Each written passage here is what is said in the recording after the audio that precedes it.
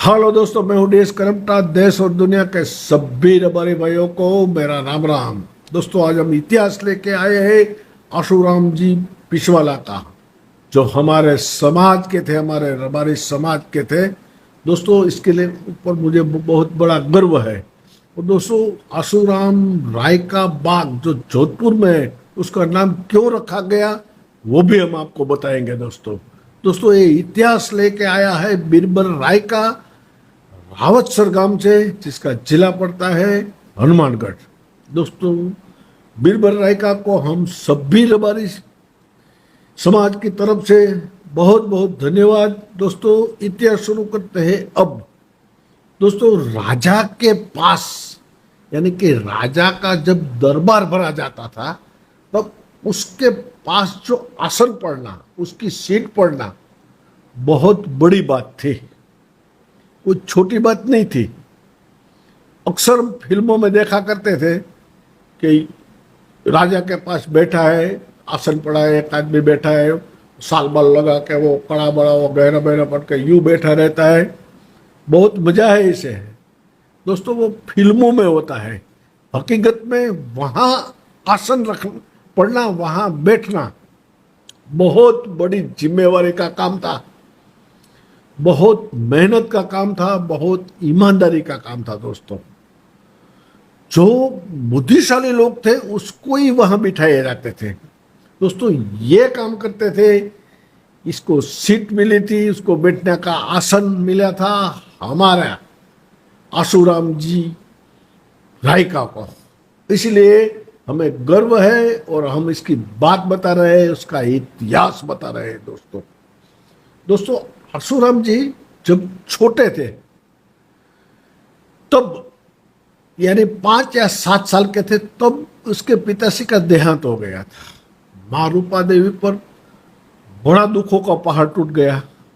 ऊपर से जहां रहते थे वहां अकाल पड़ा था। अपने बेटे का और खुद का पेट पालने के लिए रूपा देवी वहां से मारवाड़ आए और मंडोवर गांव में वो रुके। वहाँ मजदूरी करते थे और अपना पेट पालते थे।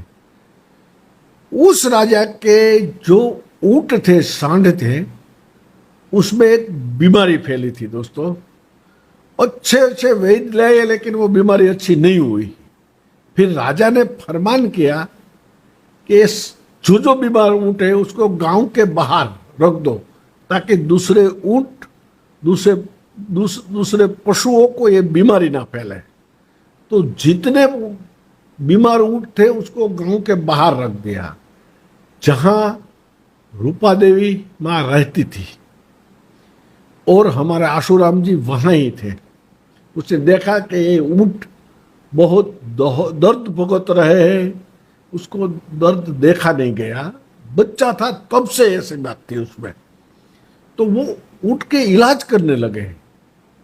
उसने क्या किया कि ऊंट के ही मूत से मिट्टी में मिला, ऊंट के मूत को मिट्टी में मिला के एक गोला बनाया, और जहां दर्द रहता था वहां वो लगा देता था।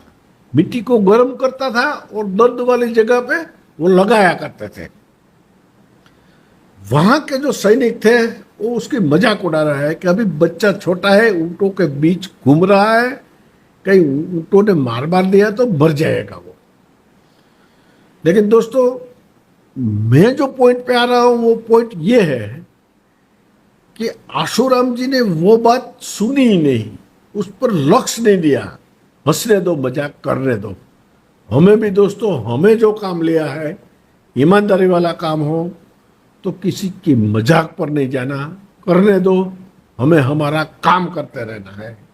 एक दिन दोस्तों आपको रिजल्ट मिलेगा, इतिहास बन जाएगा। दोस्तों, अब आशुराम की बात फिर शुरू करते हैं। दोस्तों, एक वक्त ऐसा आया कि सारे ऊंट अच्छे हो गए।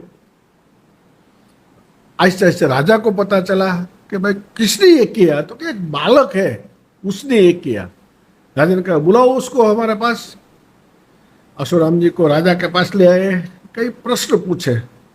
उसने बहुत अच्छे जवाब दिए, जो सात्विक थे, सटीक थे जवाब दिए। राजा जी बहुत खुश हो गए।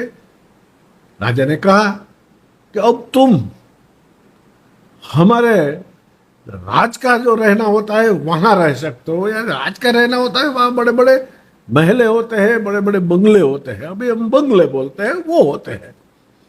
लेकिन आशुराम जी ने कहा कि नहीं, मैं वहां नहीं रहूंगा, क्योंकि हमारा समाज, हमारा रबारी समाज, हमारा रायका समाज समाज जब महलों में रहने के लायक हो गए तब मैं महलों में रहूंगा। दोस्तों, ये बात है उसके समाज के, हमारे समाज के लिए प्यार, उसके समाज के लिए उसकी लगन, उसकी धगस, ये बात थी। इसीलिए उसका हम इतिहास आज बोल रहे हैं दोस्तों।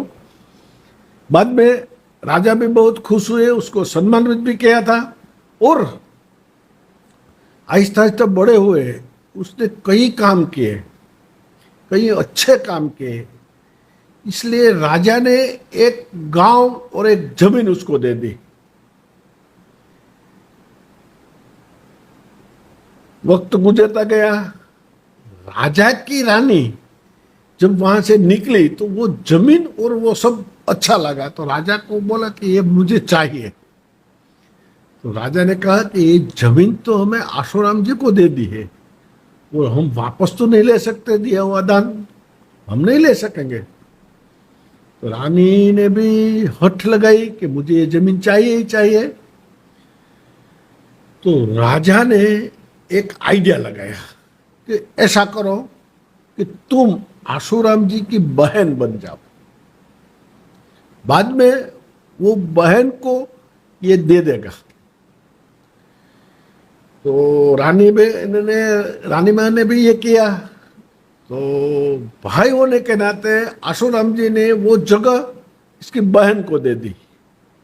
दोस्तों, वो जगह में जो बगीचा है वो आशुराम जी का दिया हुआ है, इसीलिए उसका नाम आशुराम राय का बाग पड़ा है। दोस्तों, बाद में तो वहाँ रेलवे स्टेशन भी बनाया, उसका नाम भी ये रखा है। दोस्तों, ये बात है हमारे इतिहास के आशुराम जी की, जिसने धगस से आगे बढ़े, धगस से मेहनत की और ईमानदारी की, इसीलिए वो इतने आगे बढ़े। दोस्तों, तो ये इतिहास में यहाँ पूरा करता हूँ। दोस्तों, अगर आपके पास भी कोई भी इतिहास हो तो मुझे भेजेगा, मैं अपनी जुबानी कहूँगा। दोस्तों, मैंने अपना व्हाट्सएप नंबर डाल दिया है। तो दोस्तों, तब तक के लिए राम राम।